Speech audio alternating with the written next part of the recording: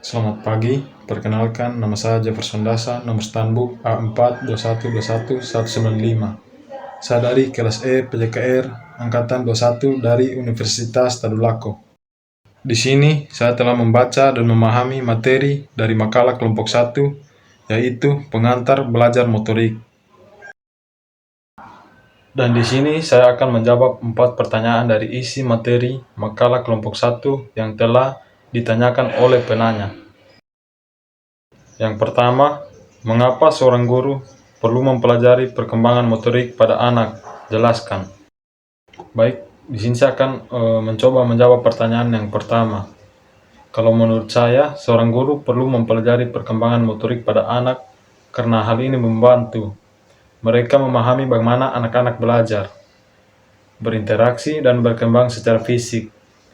Perkembangan motorik melibatkan kemampuan anak untuk menggunakan otot-ototnya dalam gerakan dan aktivitas fisik. Memahami tahapan perkembangan motorik anak membantu guru dalam beberapa hal. Yang pertama itu, perencanaan kurikulum dan pembelajaran. Dengan pemahaman yang baik tentang perkembangan motorik anak, seorang guru dapat merencanakan kegiatan pembelajaran yang sesuai dengan tingkat kemampuan motorik anak. Ini dapat memungkinkan mereka untuk menciptakan lingkungan belajar yang mendukung perkembangan fisik pada anak. Yang kedua itu pengamatan dan evaluasi, di mana memahami perkembangan motorik memungkinkan seorang guru untuk mengamati dan memulai kemajuan setiap anak. Hal ini membantu dan mendeteksi masalah perkembangan atau kesulitan fisik yang mungkin mempengaruhi kemampuan belajar mereka. Dan yang ketiga itu interaksi yang efektif, di mana dengan pemahaman tentang perkembangan motorik anak, seorang guru dapat merancang aktivitas yang memungkinkan anak-anak berinteraksi dan berkolaborasi dengan baik. Ini juga membantu mereka mengatasi tantangan yang mungkin muncul saat belajar. Dan yang keempat, konseling dan bantuan. Dengan memahami tahapan perkembangan motorik, guru dapat memberikan saran atau bantuan kepada anak yang mungkin mengalami kesulitan dalam aspek motoriknya. Hal ini dapat mengarah pada intervensi yang tepat untuk membantu anak mengatasi masalah tersebut. Dan yang terakhir, kolaborasi dengan orang tua, di mana kita dengan orang tua memahami perkembangan motorik juga memungkinkan guru untuk berkomunikasi dengan orang tua tentang kemajuan anak mereka. Hal ini membangun kolaborasi yang efektif antara sekolah dan rumah dalam mendukung perkembangan anak secara menyeluruh. Dengan memahami bagaimana anak-anak berkembang secara fisik dan motorik, seorang guru dapat menciptakan lingkungan belajar yang mendukung, inklusif, dan memungkinkan setiap anak untuk tumbuh dan berkembang secara optimal. Sekian jawaban dari saya untuk nomor 1. Dan pertanyaan kedua, deskripsikan pendapat kalian tentang hubungan teori belajar dengan perkembangan motorik. Baik, kalau menurut saya, teori belajar memiliki keterkaitan yang erat dengan perkembangan motorik pada individu. Berbagai teori belajar membahas bagaimana individu memperoleh pengetahuan, keterampilan, dan perilaku baru, sementara perkembangan motorik berkaitan dengan kemampuan individu dalam menggunakan otot-ototnya untuk melakukan gerakan fisik. Salah satu contoh hubungan antara teori-teori belajar dan perkembangan motorik yaitu teori behaviorisme.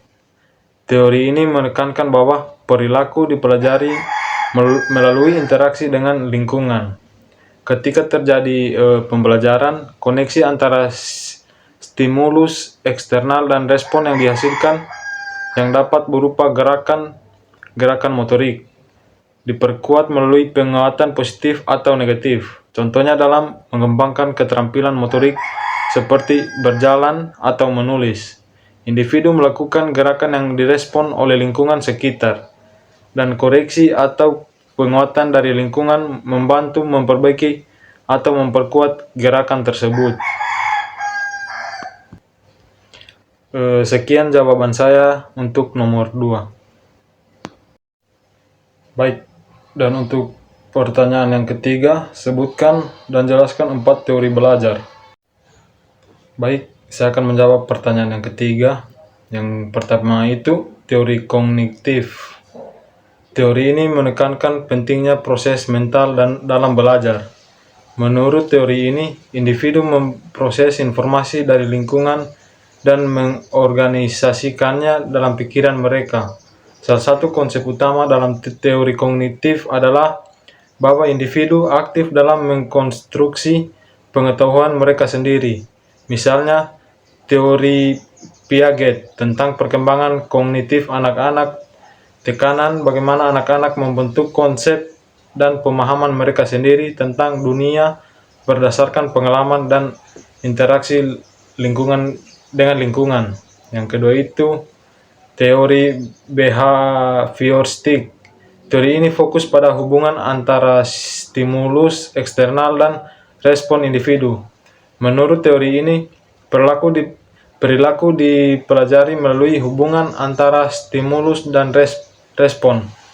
Contohnya adalah teori conditioning klasik oleh Ivan Pavlov, yang menunjukkan bahwa bagaimana respon refleks dapat dikondisikan dengan pemberian stimulus baru yang terkait dengan stimulus asli. Yang ketiga itu teori sosial kognitif.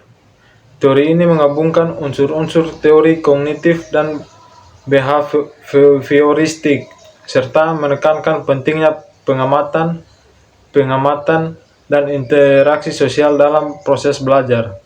Teori ini dikembangkan oleh Albert Bandura, dan salah satu konsep utamanya adalah modeling atau pembelajaran melalui observasi dan peniruan perilaku orang lain. Dan yang terakhir, yaitu yang keempat, teori belajar konstruktivis. Teori ini menekankan bahwa individu membangun pengetahuan mereka sendiri melalui interpretasi dan pemahaman terhadap pengalaman-pengalaman mereka. Konsep utama dalam teori ini adalah bahwa pembelajaran terjadi ketika individu aktif dalam membangun makna dari pengalaman mereka sendiri. Lev Vygotsky adalah salah satu tokoh yang berkontribusi pada teori ini dengan menyoroti peran interaksi sosial dan lingkungan dalam membentuk pengetahuan. Sekian jawaban saya dari nomor 3. Dan untuk pertanyaan yang terakhir, yaitu nomor 4, mengapa kita memerlukan teori pada proses belajar dan pembelajaran? Menurut saya, teori dalam proses belajar dan pembelajaran sangat penting karena mereka memberikan kerangka kerja yang sistematis untuk memahami bagaimana orang belajar dan bagaimana pengajaran dapat dilakukan secara efektif. Beberapa alasan mengapa teori itu penting. Yang pertama itu memahami proses belajar, di mana penjelasan tentang bagaimana orang belajar. Teori membantu dalam pemahaman tentang bagaimana manusia memproses informasi, memperoleh pengetahuan, dan mengembangkan keterampilan baru. Mengidentifikasi faktor-faktor yang mempengaruhi pembelajaran. Teori membantu dalam mengidentifikasi faktor-faktor yang mempengaruhi kemampuan seorang untuk belajar, seperti lingkungan, motivasi, dan faktor psikologis. Dan yang kedua, meningkatkan pengajaran. Pedoman praktis pengajaran yang lebih baik. Teori membantu guru dan pendidik untuk merancang metode pengajaran yang lebih efektif dan responsif terhadap kebutuhan individu dan kelompok siswa. Pengembangan kurikulum. Teori membantu dalam merancang kurikulum yang relevan, menarik, dan sesuai dengan perkembangan kognitif dan sosial siswa. Dan yang ketiga, prediksi dan pengembangan. Memprediksi tingkah laku belajar. Teori dapat digunakan untuk memprediksi perilaku belajar dan membantu dalam mengidentifikasi cara-cara untuk memperbaiki hasil belajar. Inovasi dalam pendidikan. Teori menyediakan landasan bagi inovasi pendidikan dan pengembangan teknik-teknik baru dalam proses pembelajaran. Dan yang terakhir, yaitu yang keempat, evaluasi dan perbaikan. Evaluasi efektivitas pengajaran. Teori memungkinkan kita untuk efektivitas metode pengajaran dan memperbaiki strategi pembelajaran jika diperlukan. Pengembangan penelitian dan praktik terbaik. Teori juga membantu dalam perkembangan penelitian baru dan praktik terbaik dalam bidang pendidikan. Dengan demikian, teori-teori tentang pembelajaran memberikan landasan yang kuat bagi para pendidik, pengembang, implementasi penelitian, dan praktisi pendidikan untuk meningkatkan pengalaman belajar dan hasil pendidikan secara keseluruhan. Sekian jawaban dari saya untuk nomor 4.